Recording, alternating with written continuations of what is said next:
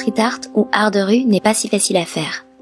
On le contemple avec admiration en passant dans les rues, mais avec les changements météorologiques et des espaces de travail improvisés, les graffeurs font souvent face à de grands défis dans la réalisation de leurs écrits. Raison pour laquelle ils méritent un grand respect. Et tout comme ils viennent de tous les coins du monde, ils ont également des styles et des approches différents. Un point commun, leur art est toujours vivant. Leur art a laissé une impression durable. Alors sans tarder, voici le top 10 des meilleurs artistes de rue. Avant de commencer, si vous êtes nouveau sur la chaîne, abonnez-vous et activez la cloche de notification pour ne rater aucune de nos prochaines vidéos. On commence.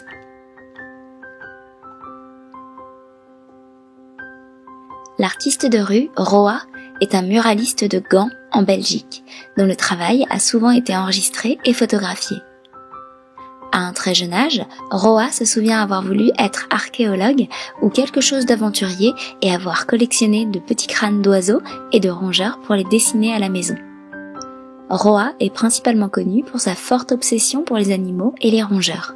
Il combine souvent la vie, la mort et la vie après la mort dans ses peintures murales, ce qui le distingue rapidement des muralistes traditionnels. Ces animaux sont peints pour inclure le squelette et les organes internes, ce qui rend la vue encore plus réaliste. Le graffeur déclare « Les organes sont les substances vitales de notre corps et ils représentent une grande partie du symbolisme que j'aime. » Ce mystérieux muraliste belge a réalisé des centaines de fresques murales à travers l'Europe. Il a également voyagé dans d'autres endroits à travers le monde. Il a d'abord commencé sa carrière artistique en peignant des bâtiments et des entrepôts dans sa ville natale.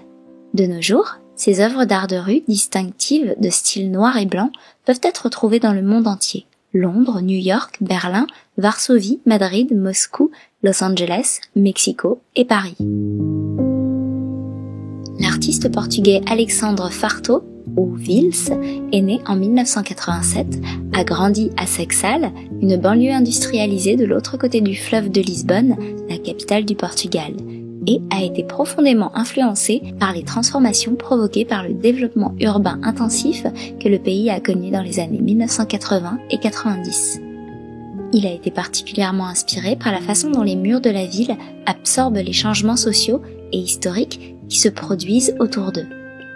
En appliquant ces méthodes originales de destruction créative, Vils creuse dans les couches superficielles de sa culture matérielle comme un archéologue urbain contemporain, exposant ce qui se trouve au-delà de la superficialité des choses, rendant visible l'invisible et redonnant sens et beauté aux dimensions abandonnées en fouillant dessous. Depuis 2005, il a présenté son travail dans plus de 30 pays à travers le monde dans le cadre d'expositions individuelles et collectives, d'interventions artistiques in situ, d'événements artistiques et de projets dans divers contextes. Dû au travail avec les communautés dans les favelas de Rio de Janeiro, aux collaborations avec des institutions d'art réputées telles que la Fondation EDP, Lisbonne, le Centre Pompidou, Paris, le Barbican Center, Londres, le CAFA Art Museum à Pékin, ou le Museum of Contemporary Art, San Diego, entre autres. The A-List, né en 1984 à Wuhan, en Chine, est un artiste prolifique aux multiples facettes connu pour ses peintures inhabituelles d'animaux. Il fait de l'art depuis l'âge de 3 ans et a étudié la sculpture à l'Institut des Beaux-Arts. Il était fasciné par toutes les formes d'art et travaillait sur tout. Peinture, sculpture, installation, performance de synchronisation et art numérique. Il a officiellement commencé à faire de l'art sur l'espace public en 2004 sous le pseudonyme de DAL. Les animaux sont son sujet principal. Ces animaux sont généralement représentés en 2 parties déconnectées, se désintégrant souvent au centre ou tombant sur les côtés. Dans chaque œuvre d'art de DA-List, une touche de couleur observée en arrière-plan donne vie à son sujet. Cela lui permet de se concentrer sur la complexité de sa technique tout en livrant son produit final. L'utilisation d'images fracturées et d'arrière-plans contrastés sert à donner à son art un souffle d'énergie et d'âme qui peut parfois se perdre dans l'art avec un sujet plus sombre. Ces peintures murales, qui mesurent souvent des centaines de pieds de long, sont inspirées de paysages sud-africains et fondées sur l'accent mis par les Chinois sur l'esprit. The A-List utilise l'art pour exprimer des émotions et pour aborder la tension entre les espaces naturels et artificiels.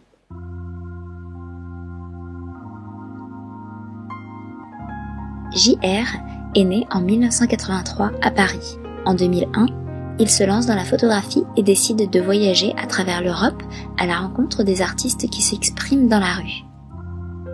Entre 2004 et 2006, il réalise sa première série de collages intitulée Portrait d'une génération, mettant en scène les habitants de la cité des Bosquets. À l'époque, des émeutes éclataient en banlieue. Il a décidé de demander aux habitants de mettre en scène leurs propres portraits afin de lutter contre les manipulations des événements par les médias. Les tableaux ont été collés sur les murs des quartiers bourgeois de Paris. JR possède la plus grande galerie d'art du monde. Il expose librement dans les rues du monde et a toujours permis au public de l'assister dans ses œuvres de rue. Il préfère attirer l'attention de personnes qui ne font pas partie des visiteurs typiques du musée. Son travail mélange art et acte, parle d'engagement, de liberté, d'identité et de limites.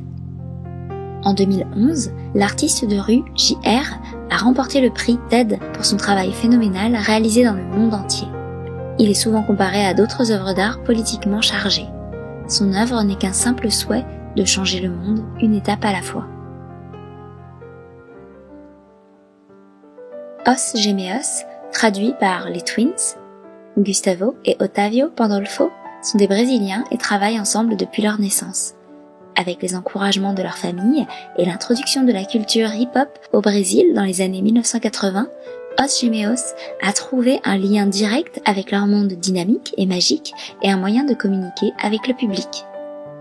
Guidés principalement par leur volonté, ils explorèrent ensemble, avec dévouement et attention, les différentes techniques de la peinture, du dessin et de la sculpture et firent de la rue leur lieu d'étude. Aujourd'hui, reconnus et admirés à la fois au niveau national et international, les artistes utilisent le langage visuel combiné, l'improvisation et un sens du jeu pour créer intuitivement une variété de projets dans le monde entier. Ils ont organisé de nombreuses expositions individuelles et collectives dans des musées et des galeries de plusieurs pays tels que Cuba, le Chili, les États-Unis d'Amérique, l'Italie, l'Espagne, l'Angleterre, l'Allemagne, la Lituanie et le Japon. Pour comprendre le travail d'Os Gêmeos, il faut laisser la raison se substituer à l'imaginaire, franchir les portes, se permettre de se rendre compte des subtilités du monde qui nous entoure et se lancer dans une expérience qui dépasse le visuel, ressentir d'abord et de comprendre plus tard. Il se définit comme un artiste libre, non identifié. Il a choisi Invader comme pseudonyme et apparaît toujours derrière un masque. Ainsi, il peut visiter ses propres expositions sans qu'aucun visiteur ne sache qui il est vraiment, même s'il se tient à quelques pas d'elle. Né en 1969 à Paris, en France, le légendaire artiste de rue Invader tire son nom du jeu d'arcade de 1978 Space Invaders.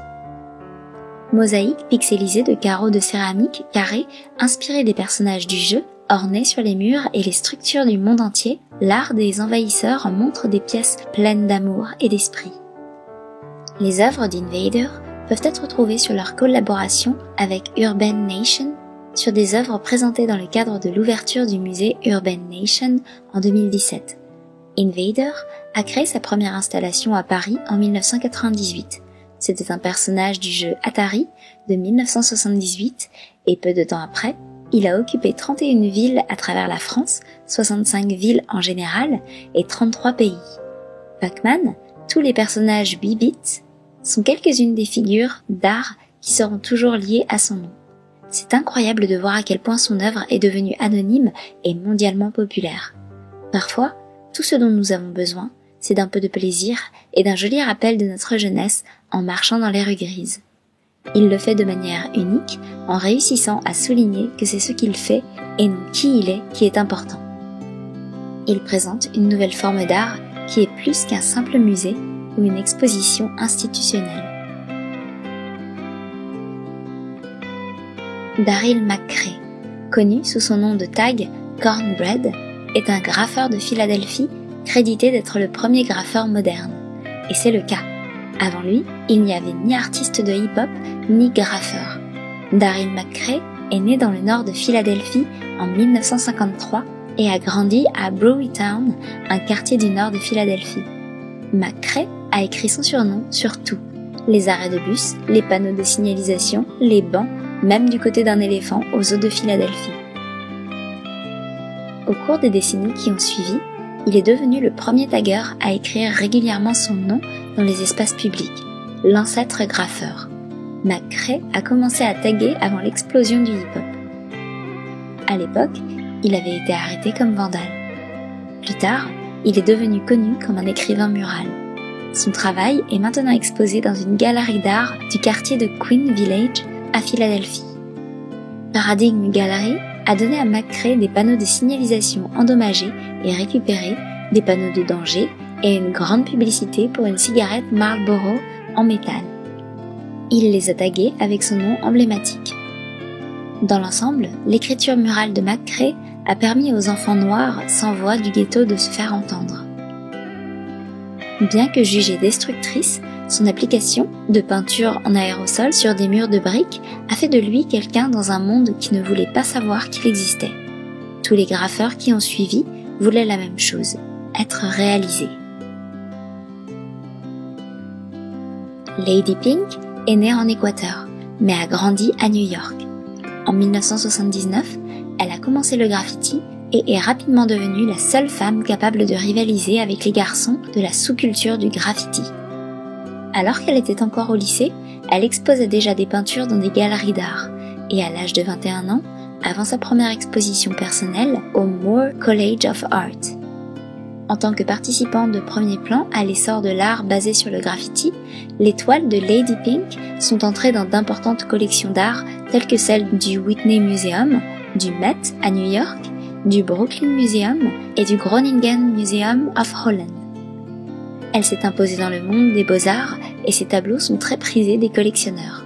Lady Pink continue de mûrir en tant qu'artiste, produisant des peintures murales ambitieuses, commandées pour des entreprises et créant de nouvelles peintures sur toile qui expriment sa vision personnelle unique. Aujourd'hui, elle dirige une petite entreprise de peinture murale avec son mari artiste Smith. Créant des œuvres massives dans la ville de New York, constituant l'une des rares équipes professionnelles à provenir de la sous-culture du graffiti. Pink a mobilisé des artistes pour qu'ils fassent don d'art public dans des communautés culturellement négligées. Frank Shepard Fairey est né dans la ville conservatrice de Charlestown, en Caroline. Connu sous le nom de Shepard depuis l'enfance, il était artistique dès son plus jeune âge. Aujourd'hui, il est l'un des artistes de rue les plus influents et les plus connus, une figure clé dans la création et le développement de l'art urbain moderne.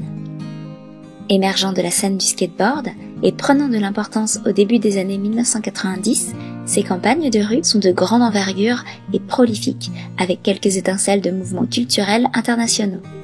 Les affiches, autocollants et peintures murales de Fairey sont une combinaison de parodies, de subversion et de dissidence et cherchent à perturber les frontières entre l'art traditionnel et commercial, posant des questions sur les notions d'espace public et les comportements attendus. Il a également fait sa marque en tant que graphiste dans les sphères politiques et commerciales, avec son travail utilisé dans un certain nombre de campagnes très médiatisées. Il a influencé une nouvelle génération d'artistes publics et de rue, dont Frankie Aguilar, Jack Devereux et Hungry Castle. Une conséquence involontaire du travail de Fairey est qu'il a fait grimper les prix de l'immobilier.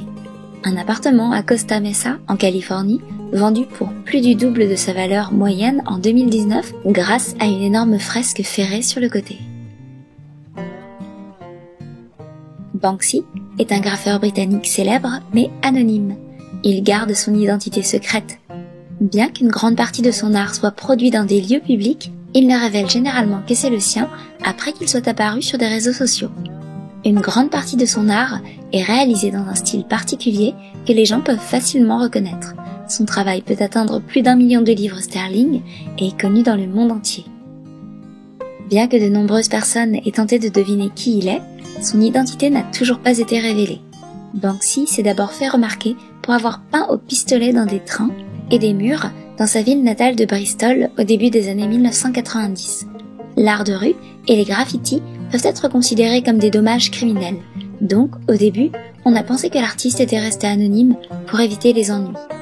Au début, ses pièces étaient principalement à Bristol, mais dans les années 2000, ses œuvres ont commencé à apparaître partout au Royaume-Uni et dans d'autres parties du monde. Banksy a choisi d'utiliser des pochoirs pour créer ses pièces, probablement parce que c'est un moyen plus rapide de peindre. Il a été influencé à ses débuts par un graffeur français appelé Blake Le Rat. Blake Le Rat est considéré comme le père du graffiti au pochoir, et on confond parfois le travail des deux artistes. Banksy ne fait pas que du street art, il a produit des dessins, des peintures et des installations. Il a même créé son propre parc à thème appelé Dismaland. Post-scriptum.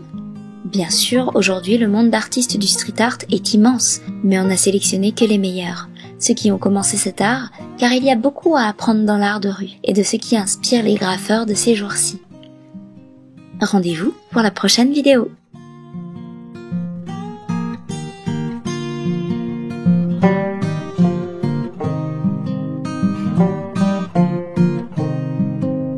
Thank you.